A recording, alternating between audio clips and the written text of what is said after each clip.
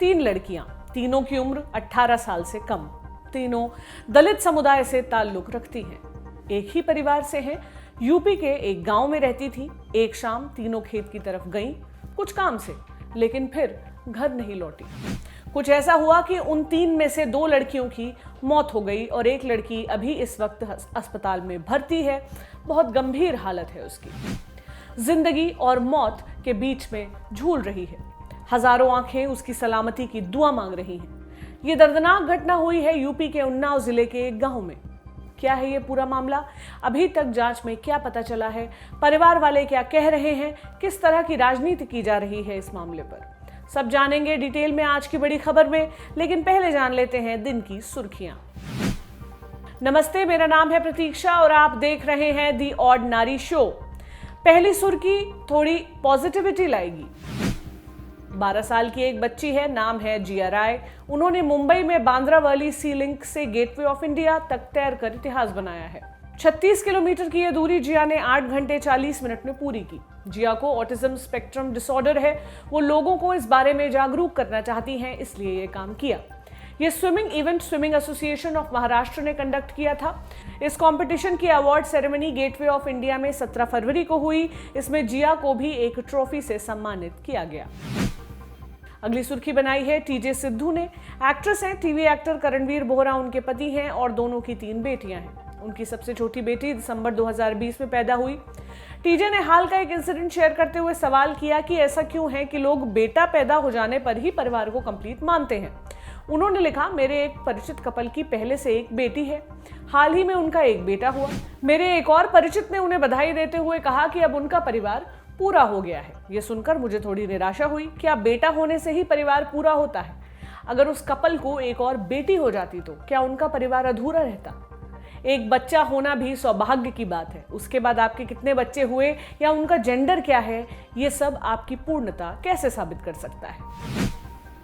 अगली सुर्खी है ओडिशा से। इंडिया टुडे के पत्रकार सुफियान की रिपोर्ट के मुताबिक यहाँ के कालाहांडी जिले में एक शादी हो रही थी, लेकिन शादी के पहले दुल्हन घर से भाग गई अपने प्रेमी के साथ। इसके बाद परिवार वालों ने गांव वालों के तानों से बचने के लिए अपनी छोटी बेटी, जो केवल 15 साल की थी, उसकी शादी दूल्हे से करवा दी। हालांकि इस बात की जानकारी समय रहते पुलिस को मिल गई। पुलिस दूल्हे के गांव पहुंची, उसके घर से बच्ची को बचाया और वापस उसके परिवार वालों को यानी माता पिता के हवाले कर दिया। पुलिस के पहुंचने के पहले शादी हो चुकी थी। पुलिस के सूत्रों का कहना है कि बच्ची चाहे तो अपने घर रह सकती है या फिर हॉस्टल में रहकर अपनी पढ़ाई पूरी कर सकती है और 18 साल की होने के बाद उसे अपने ससुराल में रहने की परमिशन होगी। अगली सुर्खी थोड़ी मजेदार है। ट्विटर पर इस वक्त हैशटैग श्वेता ट्रेंड हो रहा है। क्यों, बताते हैं। कोविड-19 की वजह से अब कई सारी मीटिंग्स जूम और गूगल मीट पर हो रही हैं। ऐसी एक मीटिंग चल रही थी, उसमें करीब 111 लोग शामिल थे। श्वेता नाम की लड़की भी इसका हिस्सा थी। अब इस मीटिंग के दौरान श्वेता एक कॉल पर थी। अपना माइक म्यूट किए बिना वो किसी और से फोन पर बात कर रही थी, यानी उनकी पूरी बात मीटिंग में मौजूद सारे लोग सुन रहे थे। राधिका नाम की अपनी एक दोस्त के साथ श्वेता किन्हीं 2 लोगों की सेक्सुअल लाइफ को डिस्कस कर रही थी।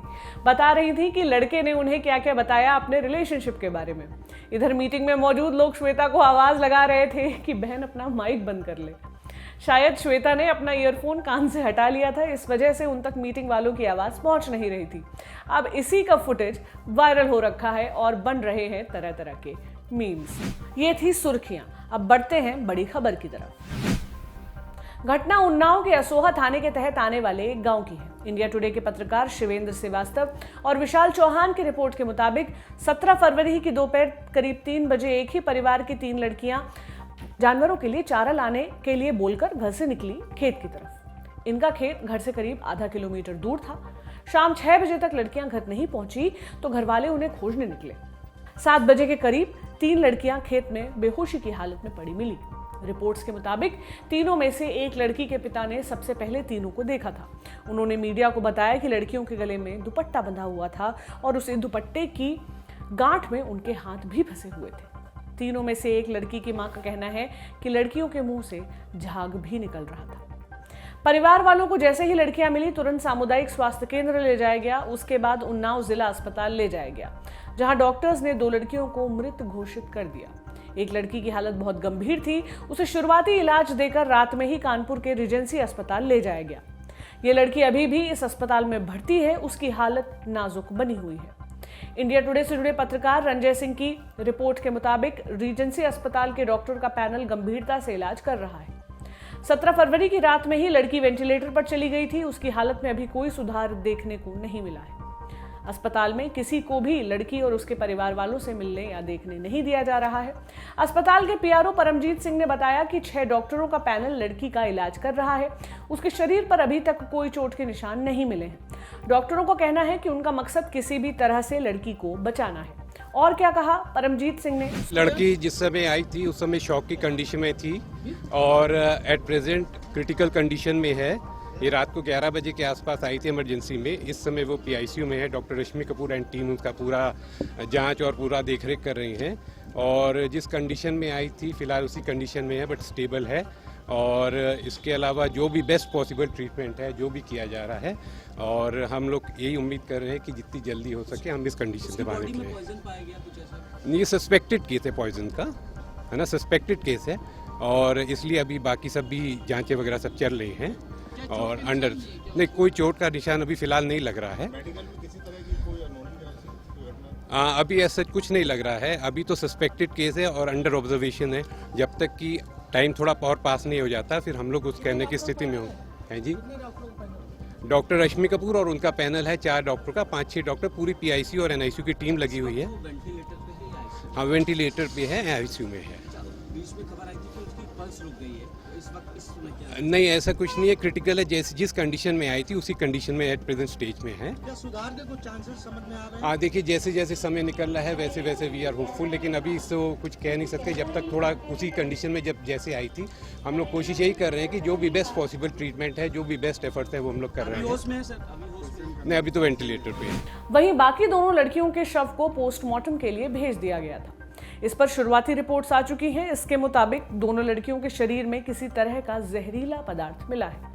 हालांकि अभी ये नहीं पता चला है कि ये पदार्थ किस प्रकार का है और लड़कियों तक ये पहुंचा कैसे। पुलिस अब जहर का पता लगाने की कोशिश कर रही है। जो जहरीला पदार्थ लड़कियों के शव में से मिला उसके सैंपल्स को जांच के लिए आगे लैब में भेजा जा चुका है। जिन 2 लड़कियों की मौत हुई उनके बीच बुआ भतीजी का रिश्ता था। तीसरी जो लड़की जो अस्पताल में भर्ती है वो एक मृत लड़की की चचेरी बहन है। अब बताते हैं कि इस मामले में परिवार और पुलिस का क्या कहना है। 17 फरवरी की शाम जब लड़कियां बेहोशी की हालत में मिली तो तुरंत पुलिस को जानकारी दी गई। Unnao SP Anand Kulkarni, ASP VK Pandey समेत बाकी अधिकारी तुरंत मौके पर पहुंचे और जांच शुरू की। हालांकि इस मामले में अभी तक कोई एफआईआर दर्ज नहीं हुई है और न ही किसी को हिरासत में लिया गया है। एसपी आनंद कुलकर्णी का कहना है कि परिवार वालों ने खुद अभी एफआईआर दर्ज नहीं कराई है। साथ ही ये भी बताया कि मामले की जांच करने के लिए घटनास्थल का रिक्रिएशन किया जाएगा। जहरीले पदार्थ की बात सामने आने के बाद गांव के कुछ लोग इसे आत्महत्या का मामला भी कहने लगे हैं। इन सभी मुद्दों पर इंडिया टुडे के पत्रकार ने बात की एसपी से। सुनिए उन्होंने क्या कहा। ये घटनास्थल पे सीन ऑफ क्राइम, घटनास्थल के रिकंस्ट्रक्शन के लिए एफएसएल की टीम जो है हमने उसके रवाना हुई है और उसका घटनास्थल का रिक्रिएशन किया जा रहा है। पोस्टमार्टम जो है 2 लड़कियां जिनकी डेथ हो गई थी उनका पोस्टमार्टम चल रहा है। जो लड़की क्रिटिकल थी उसका उपचार चल रहा है। पूरा उसको अच्छे से अच्छे उपचार देने की प्रयास किया जा रहा है और दिया भी जा रहा है। और इसमें अभी तक जो बातें जो आई है वो सस्पेक्टेड पॉइजनिंग की आई है और अन्य जो परिवारजनों के स्टेटमेंट है वो भी हमने रिकॉर्ड किए हैं। वो पार्ट ऑफ इन्वेस्टिगेशन है, तो अभी इस स्टेज पे मैं इसके बारे में कमेंट नहीं करूंगा। उनके स्टेटमेंट रिकॉर्ड किए जा रहे हैं और उसके आधार पे जो वो सारे तथ्य है उनके ऊपर गहराई से छानबीन करके जल्दी हम लोग ये पॉइजनिंग जो है क्या कोई फोर्सफुल पॉइजनिंग लग रही है या फिर खुद कंज्यूम कर लिया हो, क्या कैसे किस तरह? अभी जो हमने जो देखा है बॉडी के ऊपर कोई बज़ाहिरा चोटें नहीं है, ठीक है, विजिबल कोई ऐसे मार्क नहीं है, पर पोस्टमार्टम रिपोर्ट में और चीजें क्लियर हो जाएगी, स्पष्ट हो जाएगी। पोस्टमार्टम रिपोर्ट का हम वेट कर रहे हैं। अभी तक कितने लोगों को इसमें हिरासत में लिया गया है पूछताछ के लिए? अभी तक गांव के कुछ लोगों से हमने पूछताछ की गई है, किसी को अभी हिरासत में नहीं लिया गया है। पूरी हम लोग इसकी छानबीन कर रहे हैं। किसी और बाहरी तत्व के इन्वॉल्व होने की, क्योंकि ऐसा भी हो सकता है संभावना कि क्या सारे बिंदु है इनके ऊपर इन्वेस्टिगेशन किया जाएगा। अभी लोगों से बयान भी किया जाना है और सब लोगों का बयान किया जाएगा। परिवारजनों के द्वारा जो चीजें क्लू और इन्वेस्टिगेशन में जो तथ्य आएंगे उसके आधार पर हम आगे करेंगे। एक आखिरी सवाल और, क्या इसको आप लोग हत्या मान के चल रहे हैं या फिर हादसा या फिर आत्महत्या का मामला?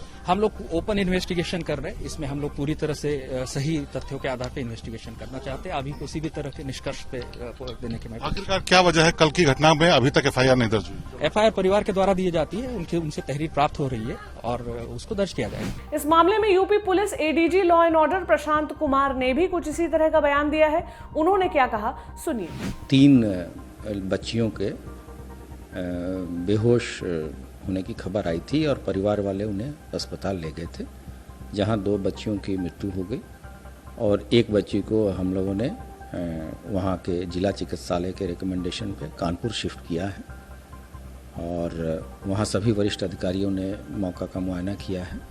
स्थानीय पुलिस अधीक्षक, वहां के आईजी रेंज और एडीजी जोन ने खुद मौका मुआयना किया है और बच्चियों की जो पोस्टमार्टम होगा उससे जो तथ्य प्रकाश में आएंगे उस पर हम आगे की कार्रवाई करेंगे और अभी जो परिजन बता रहे हैं उस लाइन पे हम लोग कार्रवाई कर रहे हैं और पुलिस की विवेचना चल रही है। वहीं परिवार वालों ने मीडिया को बताया कि उनकी किसी से कोई दुश्मनी नहीं थी, गांव के किसी भी व्यक्ति ने लड़कियों को धमकाया नहीं था, किसी से कोई लड़ाई भी नहीं थी, इसलिए उन्हें किसी व्यक्ति पर शक नहीं है।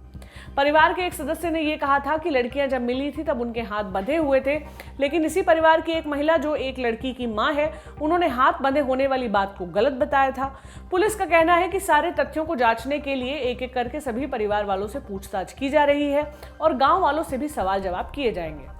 इस मामले में रेप की आशंका भी जताई जा रही है, लेकिन अभी उसकी कोई पुष्टि नहीं हुई है। वहीं गांव के कुछ लोग धरने पर बैठे हैं, सीबीआई जांच की मांग हो रही है। इधर ऐसी रिपोर्ट्स भी सामने आई थी कि पुलिस ने पीड़ित परिवार को ही थाने में बैठा लिया है। गांव में इसका विरोध हुआ था, हालांकि इन आरोपों पर पुलिस ने सफाई देते हुए कहा था कि किसी को भी नजरबंद नहीं किया गया है और न ही किसी को थाने में बैठाया गया है। अब इस मामले में हत्या और आत्महत्या दोनों की बातें हो रही हैं, लेकिन अभी तक हुई जांच में कुछ भी क्लियर नहीं हो पा रहा है। इधर इस मामले में अब राजनीति भी शुरू हो गई है। विपक्षी पार्टियों के कुछ नेता लड़कियों के गांव भी पहुंच रहे हैं। वहीं सीपीएम नेता और कानपुर की पूर्व सांसद सुभाषिनी यानी रिजेंसी अस्पताल पहुंच गई हैं, जहां तीसरी लड़की एडमिट है और उन्होंने तो इस केस का एक अलग ही एंगल बता दिया। वो तो इस केस को तंत्र मंत्र का मामला कह रही हैं। सुनिए उन्होंने क्या कहा। जो मैंने देखा है, जो मैंने सुना है, उससे लगता है नहीं है कि ये एक सीधा पॉइजनिंग का या सुसाइड का केस है, क्योंकि अगर कुछ तो उसका फिर पता चलता। अभी वो लड़की पता नहीं बोलने की भी स्थिति में है कि नहीं, लेकिन जो भाई का बयान है कि हाथ पैर बंधे हुए थे और मुंह से फेना भी निकल रहा था, तो जो भी ये केस है, मुझे नहीं लगता है कि ये आत्महत्या का केस है। इसमें कुछ मामला है, या तो कोई तंत्र मंत्र का मामला है और या फिर उनके ऊपर कोई हमले का मामला है। लेकिन जैसा कि परिवार के लोग भी बता रहे हैं कि उस तरह के निशान उनके शरीर पर शायद नहीं मिले हैं, कपड़े भी वो पहने थी, लेकिन ये है हमला बच्चियों के ऊपर। तीनों दलित वर्ग की थी, कम उम्र की थी। अब एक नजर सोशल मीडिया पर डालते हैं। मामला सामने आने के बाद ही तरह तरह के नेता अपनी अपनी बात लिख रहे हैं। जाहिर तौर पर यह घटना यूपी की योगी आदित्यनाथ की सरकार पर बड़ा सवाल खड़ा कर रही है। विपक्षी पार्टियों के नेता लगातार योगी सरकार से तीखे सवाल पूछ रहे हैं, जो पूछे जाने निश्चित तौर पर जरूरी है। प्रियंका गांधी वाड्रा ने लिखा, उन्नाव की घटना दिल दहला देने वाली है। लड़कियों के परिवार की बात सुनना एवं तीसरी बच्ची को तुरंत अच्छा इलाज मिलना जांच पड़ताल एवं न्याय की प्रक्रिया के लिए बेहद जरूरी है। खबरों के अनुसार पीड़ित परिवार को नजरबंद कर दिया गया है। ये न्याय के कार्य में बाधा डालने वाला काम है। आखिर परिवार को नजरबंद करके सरकार को क्या हासिल होगा? यूपी सरकार से निवेदन है कि परिवार की पूरी बात सुने एवं त्वरित प्रभाव से तीसरी बच्ची को इलाज के लिए दिल्ली शिफ्ट किया जाए। भीम आर्मी चीफ चंद्रशेखर आजाद ने ट्वीट किया, हाथरस की घटना में सरकार ने बेटी को दिल्ली रेफर करने में बहुत देर लगाई। हमारी मांग उन्नाव की बेटी को जीवन की सुरक्षा के लिए है। सरकार हमारी मांग मानने में देरी क्यों कर रही है, जबकि ये सबसे जरूरी कदम है। सीएम चुप्पी तोड़े, वरना अब मजबूरी में एक ही रास्ता बचेगा कि हम #उन्नाव कूच करें। ट्विटर पर कई सारे लोग ये मांग कर रहे हैं कि पीड़ित बच्ची को एम्स शिफ्ट किया जाए। कांग्रेस ने भी प्रेस कॉन्फ्रेंस कर ये सवाल पूछा है कि लड़की को अभी तक एयरलिफ्ट करके एम्स क्यों नहीं लाया गया। यूपी सरकार पर हमला बोलते हुए कांग्रेस ने कहा, वो लड़की सच्चाई सामने ला सकती है। योगी सरकार औरतों और लड़कियों के लिए श्राप बन गई है। अपराधी खुले घूम रहे हैं, जबकि पीड़ित परिवार थाने में बैठा है। यूपी औरतों और लड़कियों के खिलाफ होने वाले अपराधों का और रेप का केंद्र बन गया है। स्मृति ईरानी चुप क्यों हैं? वो यूपी से सांसद हैं, महिला और बाल विकास मंत्री हैं। ये 2 इंजन की सरकार है, फिर लड़कियों को सुरक्षा और इंसाफ क्यों नहीं? पहले हाथरस, फिर अब उन्नाव। योगी सरकार फेल हो गई है। लगता है बेटी बचाओ एक चेतावनी वाला स्लोगन था।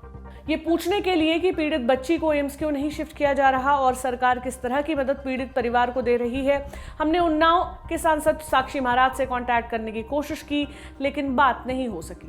खैर, ये मांग उठाने के पहले साक्षी महाराज ने इंडिया टुडे से बात की थी, तब उन्होंने क्या कहा था, सुनिए। जब से मैंने इस दुखदायी घटना को सुना है तब से मैं भी दुखी हूँ। मैंने भी प्रशासन से अपने लोगों से संपर्क साधा है कि आखिरकार मामला क्या है, परंतु पुलिस भी अभी किसी निष्कर्ष पर नहीं पहुंची है। परिवार के लोग भी किसी पर आरोप नहीं लगा पाए हैं। 2 की हत्या हो गई, एक बेटी जीवन मौत से जूझ रही है। जो हत्या हो गई उनके सबको मेडिकल के लिए, पोस्टमार्टम के लिए भेज दिया गया है। मैं निरंतर संपर्क में हूं। ये बहुत ही दुखद और पीड़ादायक है। रिपोर्ट आने के बाद और परिवार की मंशा के अनुरूप हम उनके इस दुर्दर्तो बेटियों को वापस तो नहीं ला सकते, लेकिन योगी जी की सरकार और जिला का प्रशासन अपराधियों को दंड पहुंचाने में कोई कसर छोड़ने वाला नहीं। वहीं इंडिया टुडे के पत्रकार कुमार अभिषेक की रिपोर्ट के मुताबिक लड़की को एम्स में शिफ्ट करने का सरकार अभी कोई प्लान नहीं कर रही है। सरकारी सूत्रों का कहना है कि लड़की को रिजेंसी अस्पताल में बेस्ट ट्रीटमेंट दिया जा रहा है। ट्विटर पर कई सारे लोग उन्नाव की इस घटना पर योगी सरकार से सवाल पूछ रहे हैं, इस घटना पर सरकार का विरोध कर रहे हैं। कैसे ट्वीट किए जा रहे हैं आप अभी अपनी स्क्रीन पर देख रहे हैं। इस मामले में एक्ट्रेस स्वरा भास्कर ने भी ट्वीट किया, कहा और क्या होना बाकी है उत्तर प्रदेश में, और क्या होना है कि अजय बिष्ट की सरकार का इस्तीफा मांगा जा सके और राष्ट्रपति शासन लागू हो। एक्ट्रेस ऋचा चड्ढा ने लिखा, धरती पर ही स्वर्ग और नर्क होता है और उन्नाव औरतों के लिए नर्क है, खासतौर पर ज्यादा कमजोर औरतों के लिए। उस लड़की के लिए प्रार्थना कर रही हूं जो जिंदगी के लिए लड़ रही है। उन्नाव हाथरस नहीं बनेगा, अब न्याय होगा। इसके अलावा ट्विटर पर आम जनता भी लगातार इस मुद्दे पर लिख रही है। उनके ट्वीट्स भी आप अपनी स्क्रीन पर देख रहे हैं। ट्विटर पर #दलित लाइव्स मैटर भी ट्रेंड कर रहा है। इतना बवाल होने के बाद अभी कुछ घंटे पहले ही सीएम योगी आदित्यनाथ की तरफ से ट्वीट किया गया, जहां उन्होंने कहा, जनपद उन्नाव की घटना अत्यंत दुर्भाग्यपूर्ण है। यूपी डीजीपी को प्रकरण की पूरी रिपोर्ट उपलब्ध कराने के निर्देश दिए गए हैं। अस्पताल में भर्ती पीड़िता का सरकारी व्यय पर बेहतर से बेहतर एवं निःशुल्क इलाज सुनिश्चित किया जा रहा है। लड़कियों के पास जहर कैसे पहुंचा, खेत में जाने के बाद दोपहर 3 से 6 बजे के बीच क्या क्या हुआ था, इस पर अभी हम कुछ भी नहीं कह सकते, क्योंकि इससे जुड़ी कोई भी जानकारी अभी तक सामने नहीं आई है। लेकिन हमारी इस मुद्दे पर कड़ी नजर है। ये एक डेवलपिंग स्टोरी है। इस वीडियो के बनने तक, इस बुलेटिन के शूट होने तक हमें इतनी ही जानकारी थी। जैसे ही और जानकारी आती है हम आप तक अपने वीडियोस के माध्यम से या इस बुलेटिन के माध्यम से जरूर लेकर आएंगे। हम दुआ करते हैं कि अस्पताल में भर्ती लड़की जल्दी से जल्दी ठीक हो जाए और सच सामने आ सके। अब वक्त हो चला है हमारे जाने का, यानी हमारे आखिरी सेक्शन चलते चलते का। आज हम आपको द बैस्टन ट्रिलॉजी नाम की फिल्म सीरीज रेकमेंड कर रहे हैं। ये नेटफ्लिक्स पर उपलब्ध है। स्पेनिश लेखिका डोलोरेस रेडोंडो की 3 किताबों पर बेस्ड फिल्में हैं, जिनकी पहली किस्त 2017 में आई थी। इन 3 स्पेनिश फिल्मों के नाम the invisible guardian, the legacy of the bones और ऑफरिंग टू द स्टॉर्म है। बेसिकली इस फिल्म में एक फॉर्मर FBI एजेंट अमाइया के नॉर्दर्न स्पेन के अपने होम टाउन बैस्टन लौटने की कहानी है। लौटने के साथ ही इलाके में लड़कियों की रहस्यमयी मौत होने लगती है।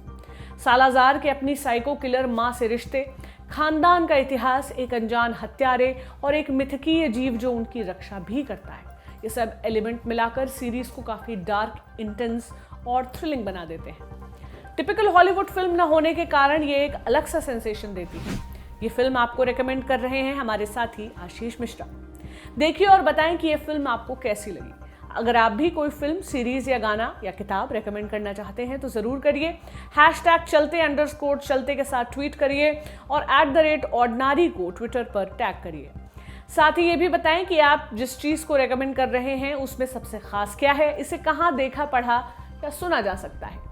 आपके नाम के साथ आपके सुझाव चलते चलते सेक्शन में शामिल जरूर किए जाएंगे। इसके अलावा ये भी बताएं कि हमारा ऑर्डिनरी शो आपको कैसा लग रहा है। ये हमारा नया शो है, इस पर फीडबैक जरूर दें।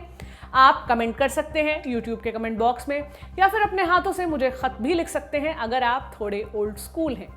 पता आप अपनी स्क्रीन पर देख रहे होंगे। मैं जवाब जरूर दूंगी इसी शो में। देखते रहें ऑर्डिनरी। शुक्रिया।